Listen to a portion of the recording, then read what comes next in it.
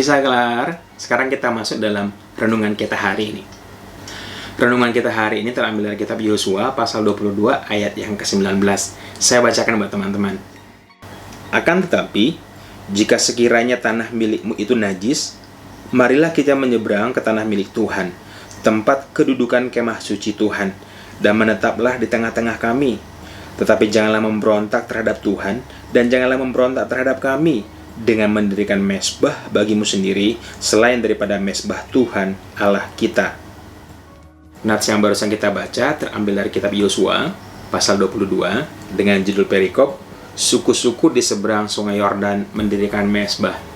Jadi seperti tadi kita udah bahas sebelumnya di Bible Summary, diceritakan bagaimana setelah Yosua melepaskan 3 bangsa yaitu Ruben, Gad, dan setengah Manasye, melepaskannya ketiga bangsa ini dari perkemahan di Shilo untuk pulang ke negeri mereka di seberang sungai Yordan. Kita nyampe di seberang sungai Yordan, tepatnya di Gelilot. Ketiga bangsa ini mendirikan satu buah mezbah yang besar bagi Tuhan di sana. Dan hal ini terdengar kepada suku-suku lain yang ada di tanah Kanaan. Oleh karena itu, suku-suku lain ini mengirim pemimpin-pemimpin untuk meminta klarifikasi. Apa maksud mereka untuk mendirikan mezbah di sana selain daripada mezbah yang ada di Kanaan? Kalau kita baca pada pasal-pasal sebelumnya, kita melihat bagaimana Tuhan tidak memperbolehkan orang Israel mempersembahkan persembahan apapun selain daripada tempat yang dipilih oleh Tuhan. Sehingga orang Israel mengirim ada 10 orang pemimpin. Yang pertama adalah Imam Pinehas sebagai anaknya Imam Eleazar. Jadi mungkin di sini Eleazar udah pensiun, beserta dengan 10 kepala-kepala suku yang ada di Israel untuk bertemu dengan ketiga suku ini. Setelah pertemuan diadakan, ternyata maksud daripada Ruben, Gad, dan Manasye yang setengah itu mendirikan mezbah di sana bukan dipakai untuk mempersembahkan persembahan buat Tuhan, tapi dipakai sebagai sebuah peringatan, sebagai satu buah bukti bahwa walaupun mereka berada di seberang sungai Yordan, mereka juga bagian daripada umat Allah, mereka juga bagian daripada orang Israel. Mereka mendirikannya supaya kedepannya nanti apabila mereka, para tua-tua ini sudah meninggal, keturunan mereka dan keturunan orang yang ada di Kanaan tetap bisa menerima bahwa mereka satu bangsa, tetap bisa menerima bahwa ketiga suku ini juga mempunyai hak untuk mempersembahkan korban persembahan di tanah Kanaan. Dan inilah maksud utama mereka. Jadi maksud utama mereka bukan sebuah pemberontakan seperti apa yang dianggap atau dipersepsikan oleh suku-suku yang lainnya yang ada di tanah Kanaan. Dan hal ini dipandang baik oleh suku-suku yang lainnya, termasuk oleh Imam Pinehas. Dan dengan demikian mereka malah bersyukur bahwa Tuhan ternyata mengasihi, bahwa ketiga suku ini sungguh mengasihi Tuhan ternyata, dan segala sesuatu yang mereka lakukan ini karena bukti mereka mengasihi Tuhan dan bukti bahwa mereka tetap ingin melekat dengan Tuhan dan tidak ingin kehilangan satu buah bagian daripada Tuhan itu sendiri. Dan apa yang kita pelajari di sini adalah bagaimana orang Israel menyelesaikan satu buah konflik di antara mereka. Kita melihat bagaimana di sini orang Israel tidak bermain persepsi. Walaupun kalau kita baca dengan teliti, ini awalnya mereka sempat ada persepsi. Mereka awalnya pengen berseberang sungai Yordan untuk memerangi ketiga suku ini. Tetapi sebelum mereka memutuskan untuk berperang, mereka mengirim dulu para petinggi-petinggi. Ya, kita lihat di sini yang dikirim itu para ketua-ketua suku dan imam tertinggi. Imam tertinggi adalah Imam Pinehas karena Eleazar udah pensiun kayaknya. Jadi apa yang kita lihat di sini bahwa suku-suku yang di Kanaan ini tidak semata-mata bermain persepsi. Mereka mendatangi ketiga suku ini atau 2,5 suku ini untuk meminta klarifikasi.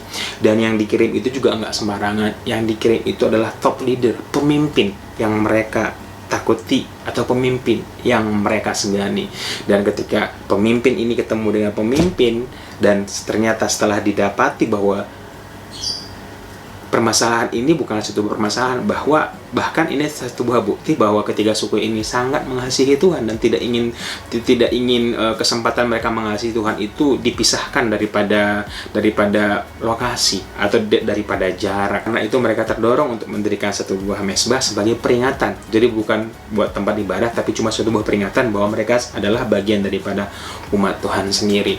Dan saya pikir gambaran ini perlu kita cermati dan kita perlu teladani sebagai orang-orang Kristen zaman now, ya. Baru pemimpin agama kita orang Kristen itu berselisih paham, ya. Ada yang bilang ini sesat, itu sesat, ya kan? Semua orang berdiri berdasarkan pemahamannya masing-masing. Tetapi yang cukup menyedihkan kalau kemarin kita lihat terjadi konflik ini tidak cuma terjadi di tatanan atas, ya. Yang menyedihkan sekali bahwa sebenarnya di tatanan atas itu biasa aja, sesama kalem, ya. Ada Opa Tong, saya mention orangnya, dan Opa Niko. Sebenarnya mereka ini cukup kalem sebenarnya. Hanya si A memberikan teguran si B. Tapi di bawah itu menjadi sangat riuh, ya. Ada merasa golongannya benar, golongan itu salah, yang ini sesat, dia sendiri benar, dan terjadi keributan. Saya pikir kalau misalnya kita mencermati bagaimana orang Israel menyelesaikan masalah di antara mereka, saya pikir kita tidak perlu mengalami polemik berkepanjangan, karena kita melihat bagaimana polemik ini tidak menjadi berkat buat orang lain.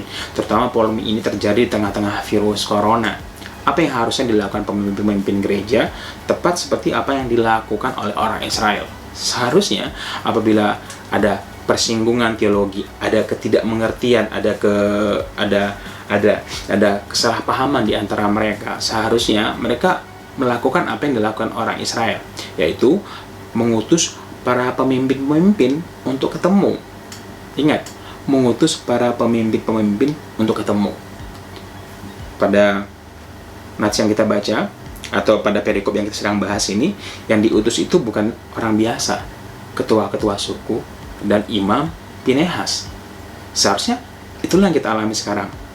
Ketika terjadi sebuah kesalahpahaman, maka bapak-bapak gereja, pemimpin-pemimpin gereja kita itu harus berbesar hati, bertemu satu sama lain, mendiskusikan satu sama lain. Dan saya percaya ketika ada diskusi di antara mereka, akhirnya ada satu pemahaman bersama. Dan ketika ada pemahaman bersama, tidak akan ada polemik di bawah, tidak akan ada perpecahan di antara gereja A dengan gereja B, teologi A dengan teologi B. Karena saya percaya bahwa semua gereja, kalau Tuhan izinkan ada sampai hari ini, saya percaya gereja itu Tuhan yang izinkan, Tuhan yang pelihara. Dan segala sesuatu kita bisa lihat daripada buahnya. Dan ukuran kebenaran sendiri bukanlah teologi. Walaupun teologi penting, karena teologi adalah sebuah ilmu untuk kita mempelajari Tuhan. Tetapi standar kebenaran bukanlah pemahaman teologi, standar kebenaran adalah Alkitab itu sendiri. Jadi ketika si A membuat teori B, jadi ketika si A membuat teorinya sendiri, si B membuat teorinya sendiri, ya silahkan. Semua orang punya pendekatan masing-masing, semua orang punya pemahaman masing-masing. Diuji pakai apa? Diuji pakai Alkitab. Dan diuji apalagi? Diuji daripada buahnya. Apakah orang yang mengikut pendeta A atau mengikut pendeta B memiliki anak-anak rohani yang sungguh mengharapkan Tuhan dalam kehidupan mereka, yang sungguh bergantung sama Tuhan, atau bergantung kepada hal yang lain. Dan ini bukan cuma para pemimpin sih, ini juga buat kehidupan kita pribadi, teman-teman. Pada pagi hari ini, kita semua diajari bahwa jangan jadi orang gampang berpersepsi. Ya, mungkin apa yang kita lihat salah. Karena kalau kita lihat, orang-orang Kanaan itu panik loh. Wah, dia bikin mesbah. Apalagi Tuhan kalau menghukum orang Israel, ya kan? Satu suku yang bersalah, satu bangsa yang dihukum, dan mereka sangat panik. Tapi ketika mereka bertemu, ternyata akhirnya apa? Mereka mengucap syukur. Begitu juga dalam hidup kita. Ketika ada masalah, ketika ada sesuatu yang tidak beres, jangan berpersepsi. Yang kedua, mari klarifikasi. Kalau misalnya kamu sendiri tidak memiliki kapasitas untuk mengklarifikasi, atau kamu sendiri bukan orang yang cukup dihormati oleh orang yang melakukan kesalahan ini, utuslah pemimpin, orang yang dia segani untuk berbicara kepada dia, menanyakan apa maksud dia. Yang ketiga, kita akan melihat bagaimana kesalahpahaman, bagaimana ketidakmengertian satu sama lain bisa menjadi berkat. Karena pada akhirnya,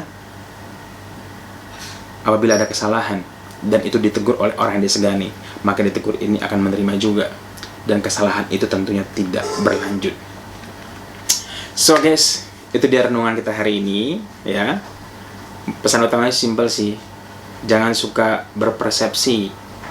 Jangan suka bersibuk dengan pikiran sendiri. Segala sesuatu itu harus dikonfirmasi dulu supaya ada jalan keluar yang terbaik. Dan tentu saja untuk mengklarifikasi, baik kita mengkoreksi atau orang dikoreksi, harus sama-sama punya kerendahan hati. Karena hanya orang-orang yang rendah hatilah yang bisa memberikan masukan dengan tulus dan bisa menerima masukan dengan tulus juga. Biar nama Tuhan dipermuliakan dalam hidup kita semuanya. Sampai ketemu besok di renungan kita atau Secular Day hari yang ke-70. Tuhan Yesus memberkati. Dadah.